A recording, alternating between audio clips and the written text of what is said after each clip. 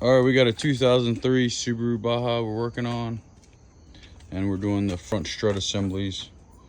So you've got 3 up top. They come through, they're 12s. So the 3 of them. We already loosened that, so they drops. And then we also got, you got 2 bolts and 2 nuts. You see how the bolt goes through that way, bolt goes through that way. You got a nut on this way, the nut on this way.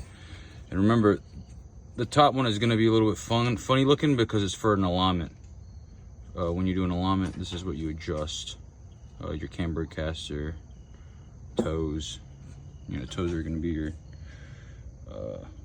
outer tie rod ends. And then you got, they're 19s. 19s. And then you've got your wheel speed sensor is going to be right here. That's a 12. And then you got your brake line, goes in like that. It's a 12 as well. So, and then that's how the bolts go in that way.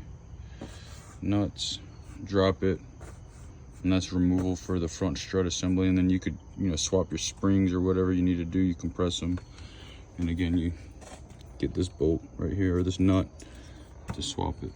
But we're just replacing the whole assemblies, so we'll have another installation video for front assemblies.